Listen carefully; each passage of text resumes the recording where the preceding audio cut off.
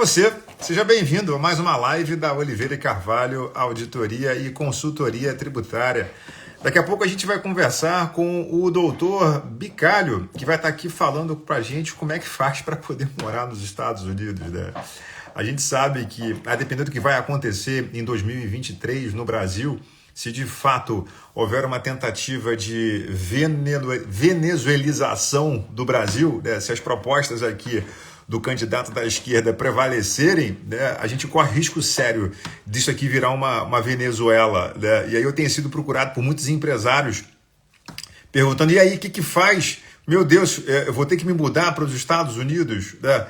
E aí a gente dá convidar um tremendo especialista, que é o doutor Bicalho, que vai colocar aqui para a gente quais são as etapas necessárias para quem pretende morar nos Estados Unidos, né? Claro que de forma regular. Ninguém quer morar nos Estados Unidos via coiote, não é isso, Bicalho? Boa noite, Carvalho. Prazer estar falando contigo. A nossa intenção aqui é apresentar os meios legais de morar nos Estados Unidos e poder usufruir um pouquinho da América. Que legal. Seja muito bem-vindo à nossa live. O Bicalho, além de ser esse galã, rapaz, aí de novela, ele também é um tremendo especialista. O camarada fez mestrado em Direito e tem aí centenas de casos que ele vai compartilhar com a gente, bem sucedido, sobre qual é o passo a passo para morar lá fora, né? A gente sabe que às vezes é vontade da família, a esposa quer, os filhos querem, e aí, puta, o empresário ele tem que se virar, caramba, será que meu negócio funciona lá fora, não funciona lá fora, para de pé, não para de pé?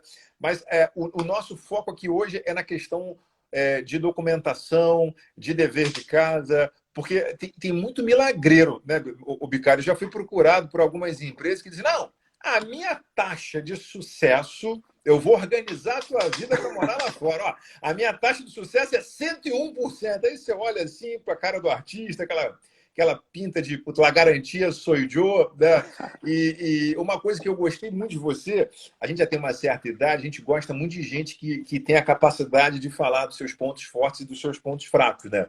Porque gente que só fala de vitória deve estar muito habituada a ficar vendo foto o dia inteiro no Instagram, né, Bicário? Porque no mundo real você tem vitórias e você tem derrotas. E quando você falou assim para mim, Zé, cara, a minha taxa de sucesso aqui é mais ou menos 80%. Eu falei, pô, que legal. Gostei, senti firmeza. Então, pô, 4 em 5 é uma coisa que soa bem. E, cara, conta pra gente aí, pro empresário médio que quer morar lá fora, porque tem vários tipos de visto, não é isso? Sim, na verdade, Zé Carlos, a gente tem 187 tipos de visto. É uma variedade enorme. Obviamente, começa com visto de turismo, tem os vistos familiares, uma série de possibilidades imigratórias. Mas eu falo que para o empresário e profissional liberal de alto nível, né, nós temos algumas opções. Via de regra, o visto baseado no negócio, quem quer implantar um negócio nos Estados Unidos, transferir um executivo ou o próprio sócio, ou o visto baseado na sua carreira, que é o que nós chamamos de visto de habilidades especiais. Ele se divide em visto de habilidades extraordinárias e habilidades excepcionais. Eu brinco com o brasileiro, esqueça esse nome. Porque quando nós falamos profissional de habilidade excepcional, nós imaginamos alguém que tira um coelho da cartola. E não é isso. Nós estamos falando ou do empresário que tem uma trajetória profissional respeitosa no Brasil, ou profissional que tem uma graduação e 5 anos de experiência. Então, grande parte dos profissionais no Brasil, especialmente os profissionais bem-sucedidos, tem possibilidades de migrar de maneira segura e com chances muito grandes de obter o sucesso no seu pleito imigratório. Imigração não existe sucesso, não tem caso garantido, né? A gente vê alguns colegas vendendo 99, 98. Olha, apesar de morar nos Estados Unidos, eu sou mineiro. E lá em Minas tem um ditado que resolve esse problema. Quando a esmola é demais, até o santo desconfia. Então, poxa, o Brasil nunca teve mais de 90% de visto de turista aprovado. Será que alguém conseguiria isso de green card? Não é factível, né? Então, um escritório trabalhando de uma forma séria, com um cliente comprometido, fornecendo a documentação, porque o escrutínio da imigração americana é grande, a gente fala sim numa chance de sucesso de 80%. Então, é o que você muito bem resumiu. A cada 5 casos, 4 seriam aprovados E esse caso negado não impede que haja um reestudo, identifique os pontos de fragilidade, fortaleça e reaplique.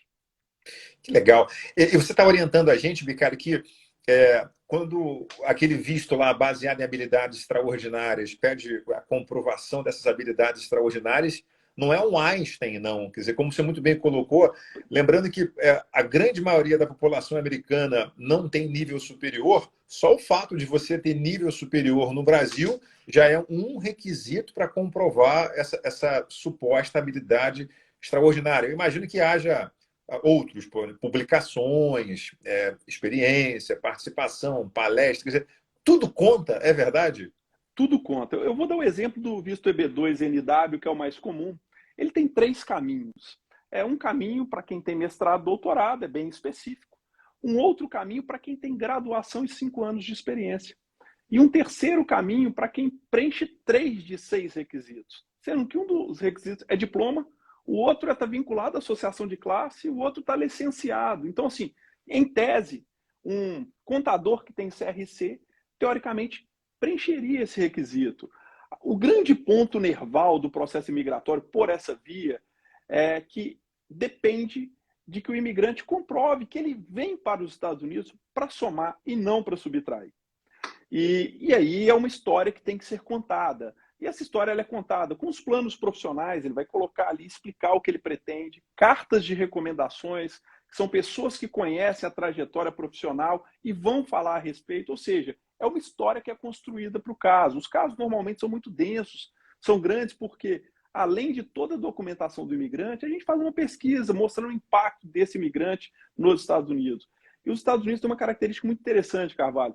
É um país aberto ao bom imigrante. Às vezes as pessoas tentam passar uma imagem que os Estados Unidos é fechado para o imigrante. Não, os Estados Unidos ele é aberto para o imigrante. Não conheço nenhum país tão aberto quanto os Estados Unidos. Só que a América, para que ela seja sustentável, ela tem que ter o imigrante que vem para somar. E não o imigrante que vem só para subtrair. Então, esse imigrante, os Estados Unidos quer. Ele quer a pessoa que vem para entrar no barco para ajudar a remar.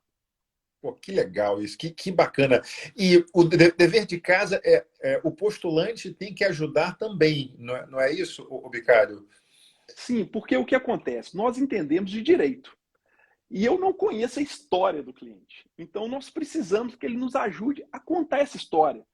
O caso, ele fazendo um resumo para que as pessoas possam entender, o caso a gente pega as experiências desse imigrante e fala quais são os planos dele. E o caso é justamente a história que conecta esses 2 pontos. O que você fez te qualifica para o que você está falando, o que fará. Então, é uma história que tem que ter uma coerência. E a pessoa tem que nos ajudar com o fornecimento de informações. Porque é muito interessante que nos Estados Unidos nós temos o crime de perjúrio. Então, nós não podemos inventar essa história, falar mentira para as autoridades americanas. Então, é muito importante que toda essa história seja baseada na verdade. Daí, a importância do cliente nos fornecer esses dados. Puta, que legal. Quer dizer, o americano é muito viciado em processo, né? Em bons processos, no sentido de, cara, começo, meio e fim, como você muito bem colocou, coerência, quer dizer, contando uma história que pare de pé, a gente maximiza muito a chance de sucesso. Tem algumas pessoas elogiando aqui, a Ju está falando que você é a melhor advogada aqui do mundo. Tem uma pergunta aqui da Juliana. Boa noite. Na área de odontologia, é muito difícil? Olha, é impressionante como os profissionais de odontologia do Brasil são admirados e desejados no mundo todo, né? Enfim, uma das profissões que nós mais temos procura no escritório, odontologia. É impressionante como nós temos um número significativo, de profissionais de odontologia. Inclusive, o marido da minha assistente aqui no escritório é um dentista. Então, o que acontece, e é importante a gente frisar, que são 2 caminhos. Um é o caminho migratório, o outro caminho é o do licenciamento profissional. E essa regra do licenciamento, ela vai depender do estado americano. São 50 estados, cada um tem a sua regra. Agora, é importante que no que tange a imigração, os Estados Unidos ele não quer a sua licença, ele quer o seu conhecimento, né? Então, é importante que a gente conte a carreira dessa profissional de odontologia e, inegavelmente, é uma profissão que tem uma procura muito grande. Agora, só para deixar bem claro, o visto não é ligado às profissões, ele é ligado às carreiras. Então, nós teremos dentistas que se qualificarão e dentistas que não se qualificarão. Mas os profissionais da área da saúde, a gente tem uma inclinação muito grande, e aí pode ser até uma influência de casa, que eu sou filho de médico, mas são profissionais que são muito estudiosos, então as carreiras, via de regra, são muito bonitas mesmo. Que legal, que legal. E a depender da sua profissão, você vai ter que fazer um complemento, né? Você está diferenciando muito bem o que é o visto do que é o exercício da profissão. Por exemplo, médico formado no Brasil, dentista formado no Brasil, que quer operar, trabalhar lá fora na sua formação, independentemente do visto, para se qualificar profissionalmente, vai ter que fazer algum complemento. Imagina, no meu caso, eu sou contador. Que, aliás, é uma das profissões mais benquistas nos Estados Unidos, né? Aí, na América, você que mora aí, é o CPA, né? O Certified Public Accountant. Aí, né? Mas o contador aqui tem que se submeter a um exame de qualificação técnica aí também. Mas de qualquer profissão vai ter isso, né? Sim, agora é interessante, eu vou pegar o seu exemplo. O que acontece? Ainda que você opte por não se submeter a essa qualificação, o seu caso permanece sendo um caso forte. Isso é indiferente, porque normalmente é um desdobramento após a obtenção do visto. E o que acontece? Pegar o seu caso vai ser um ótimo exemplo. Às vezes a pessoa fala, poxa, mas eu sou um contador no Brasil e não sou licenciado nos Estados Unidos. Qual o interesse? Eu vou mostrar como essa história ela pode ser descrita. Os Estados Unidos tem 50 estados. A Flórida ela é um estado que tem uma economia do tamanho da economia do Brasil. Impressionante, com 10% da população, a economia da Flórida é equivalente à economia brasileira, sendo a quarta economia americana. Então, normalmente, os países têm como grande parceiro comercial, hoje, a China. É o maior parceiro comercial. A Flórida não. A Flórida ela tem como maior parceiro comercial o Brasil, a China é o segundo lugar. Então, é inegável que players que conheçam do mercado brasileiro e possam fazer essa harmonização são hiper interessantes para os Estados Unidos. A gente fez recentemente um caso de um advogado trabalhista. Algumas pessoas falaram, não é possível, porque, entre aspas, obviamente, mal existe direito do trabalho nos Estados Unidos, as regras são contratuais, completamente diferentes. Mas o governo entendeu que sim, que era relevante, porque ela era uma profissional que ela conseguiria entender o mindset do colaborador latino das empresas americanas. Os Estados Unidos tem aproximadamente 50 milhões de imigrantes. Então, é um volume muito grande. Se você pegar, aproximadamente um sexto da população americana é constituída por imigrantes.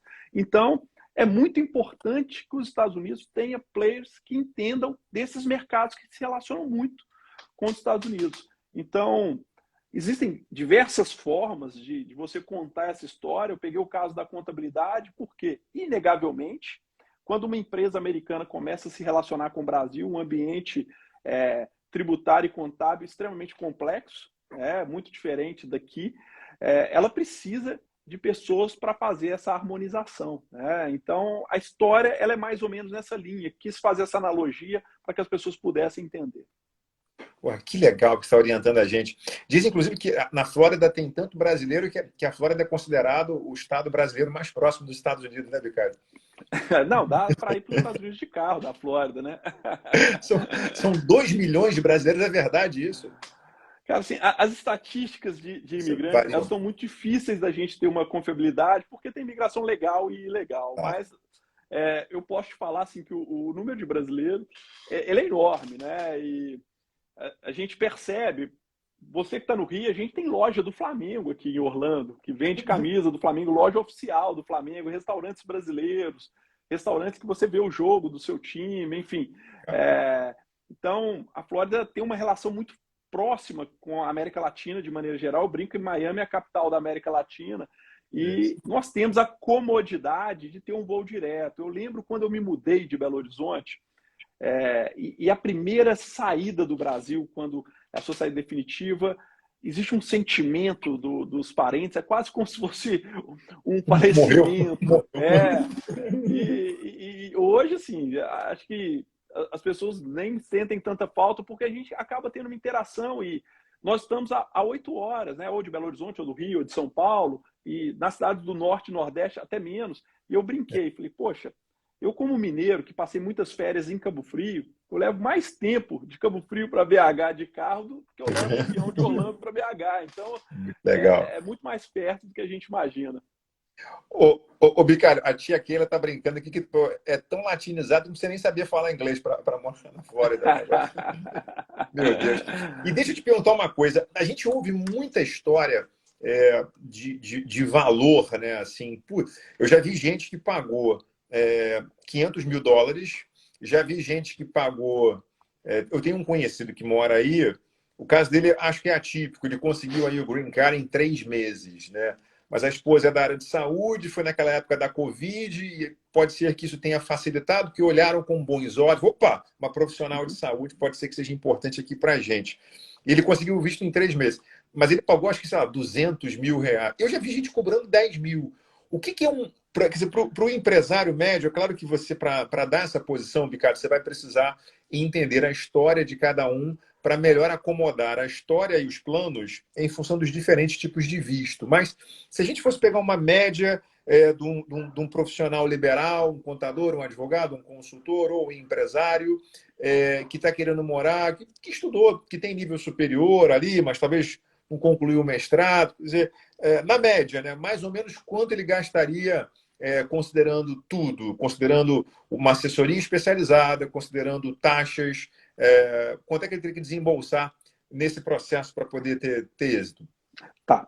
Na verdade, a gente tem aquele visto que é o visto de investidor, que era 500 mil, hoje está até um valor bem maior do que esse, mas eu não estou Mudou? falando dele. O EB5, o valor hoje é bem maior. Ele está em US$ 900 mil, para ter uma ideia. O que acontece? Os vistos, vou pegar os mais comuns, que seriam os vistos de empresário, transferência de executivo e os vistos de habilidade. A gente teria um gasto médio que variaria de US$ 15 mil a US$ 25 mil. Tá? Dependendo das características do visto, estou englobando aí os honorários e despesas gerais que o cliente teria no caso. Tá? Então, esse é o orçamento que você teria contratando um bom escritório. O que tem que tomar muito cuidado, Carvalho, que eu falo nos Estados Unidos, porque a forma de divulgar do americano é muito diferente do brasileiro. E isso, o marketing do nosso escritório sempre puxa a minha orelha, mas eu sou o herói da resistência nisso. Eu tenho um princípio que eu gosto de manter a relação com o meu cliente. A gente tem um escritório há 20 anos, o meu primeiro cliente é meu cliente até hoje. Eu me orgulho muito disso. Parabéns. Então, eu prefiro colocar na mesa a informação real e ali a gente acerta todos os detalhes e nivela a expectativa. E aqui nos Estados Unidos é muito comum, é a forma do americano, ele joga a isca, a pessoa morde a isca e depois, agora tem mais isso, agora tem mais isso. Então, não é a forma de trabalho do nosso escritório e a gente sempre deixa isso claro quando a gente passa o e-mail do orçamento, fala até o centavo. Se mudar o valor, é porque mudou a taxa do governo americano. Fora isso, é esse o valor. Então, é importante que a pessoa fique atenta a isso, porque se ela fizer qualquer tipo de comparação, ela pode ser uma presa fácil. Pô, que legal, muito legal essa transparência, né? É foco no relacionamento de longo prazo, né?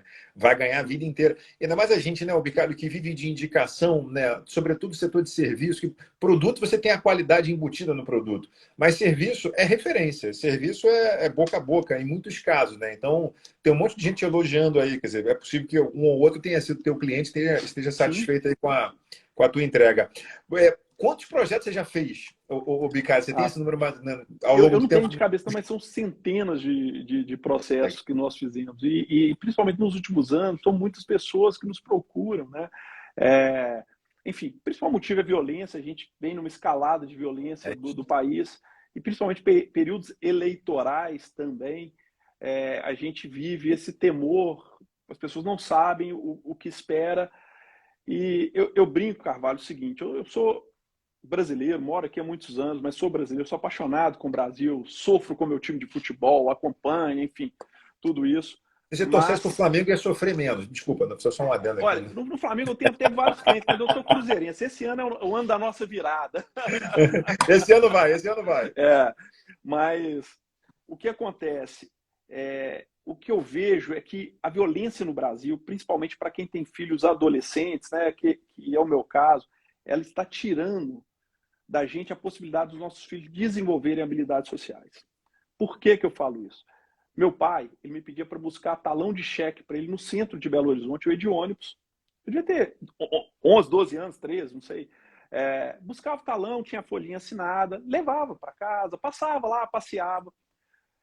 Hoje, se eu fizer isso com meu filho, que é mais velho do que a idade que eu tinha à época, tem que me amarrar numa camisa de força, ele vai voltar pelado para casa, entendeu? Então, aí a gente começa a colocar os nossos filhos em redoma. Ele vai num clube, ele tem a festa no buffet, ele estuda naquela escola que é a melhor escola, mas um momento ele vai ter que ir para o mercado de trabalho. E, enfim, você presta serviço para várias empresas, eu tenho certeza que você se relaciona com o CEO da empresa e com o operário de chão de fábrica.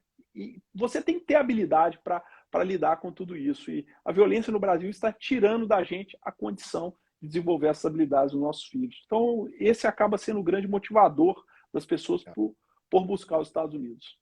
Principal apelo, né? E, assim, e a gente se acostuma de alguma forma à violência, né? Porque não, que não deveria se acostumar, né? Os Estados Unidos, como outros países do mundo, é uma preocupação que simplesmente inexiste, né? Eu estava conversando com um amigo outro dia em São Paulo, estava contando que a filha faz faculdade no Canadá. A preocupação real que eles têm lá de vez em quando é que tocam um sino em Vancouver. Eu falei, mas o que é isso? Não, porque às vezes passa um urso na rua, aí quando passa o urso, tem que ficar todo mundo dentro de casa. Essa é a preocupação dele lá. Eu falei, caramba, mas e aí, muro? Não, não tem muro. Mas como não tem muro, não tem chave a porta. Eu falei, mas, quer dizer, pra gente é inimaginável, né? Então, isso é muito legal, dos Estados Unidos.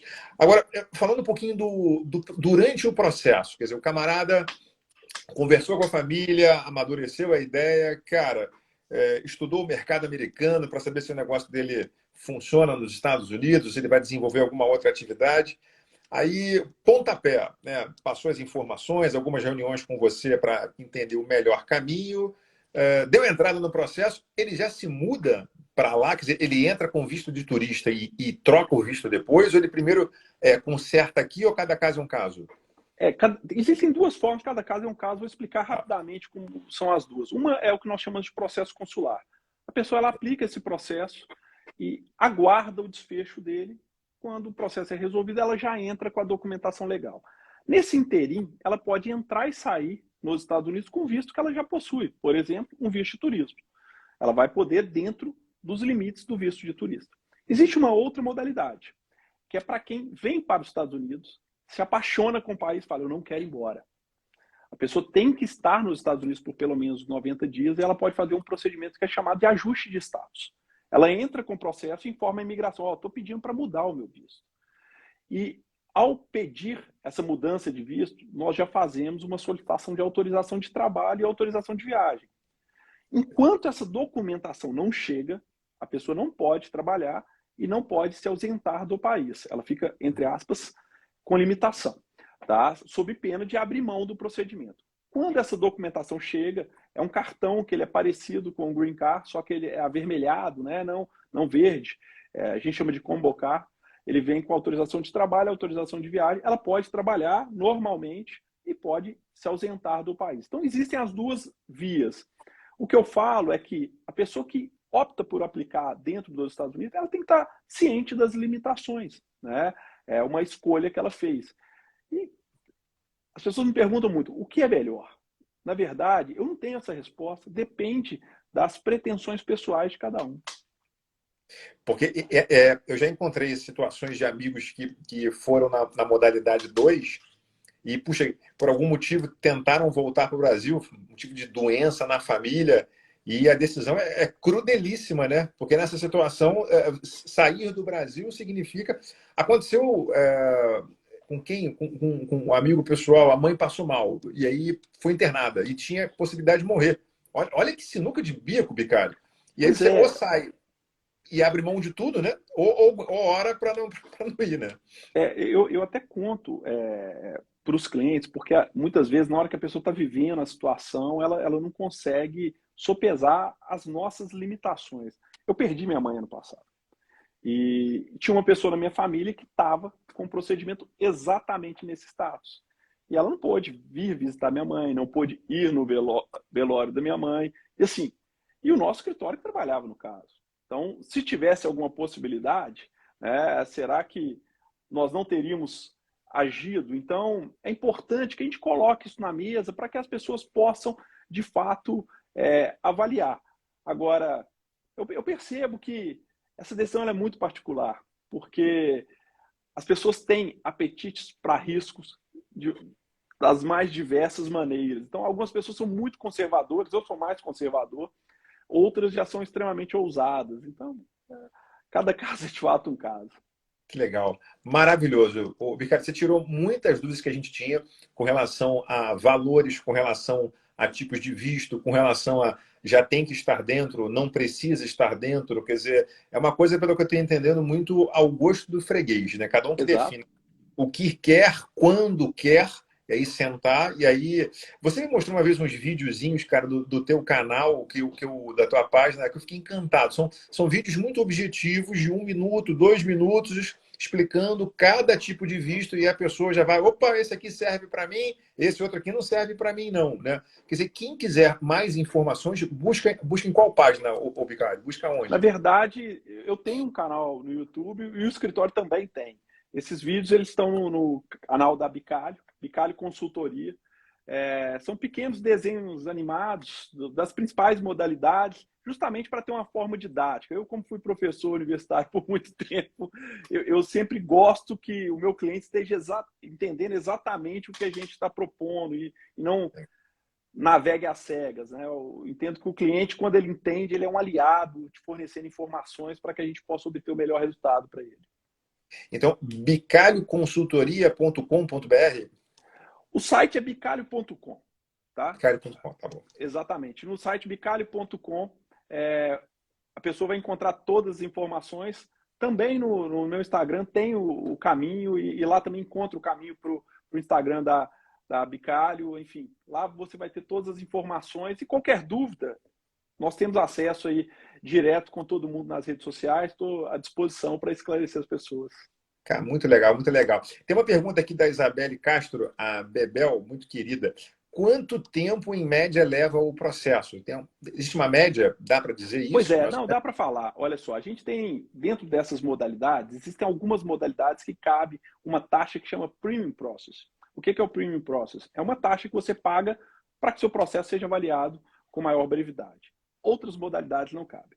Então, se porventura você tiver a possibilidade do Premium Process, você vai ter uma avaliação do seu caso em até 15 dias úteis e depois tem a disponibilidade do consulado na entrevista. Agora, em média, um caso de EB, do início do caso ao final do caso, a gente está falando de um projeto aí entre 1 ano e meio e 2 anos. Tá? Legal. Pô, legal, prazo bem bacana. Já dá para a pessoa poder se organizar. Que legal. Sim, parece muito, mas é pouquíssimo tempo para mudar de país, viu? Muito legal. Tem um comentário aqui do Fúbio, muito feliz aqui, muito esclarecedora a palestra. A Letícia aqui parabenizando aí o teu conhecimento aí pela apresentação. O Orlando aqui, muito querido, né? Dizendo, Bicalho sempre muito didático. A Bebel está agradecendo aí a participação, que legal. Mestre, o que mais que você quer deixar de ensinamento aqui para a gente, para a turma que está amadurecendo a ideia de morar fora do Brasil? Na verdade, eu queria falar que o sonho americano ele é possível. Tá? As pessoas que têm uma trajetória profissional e têm um sonho de morar nos Estados Unidos, é um sonho possível.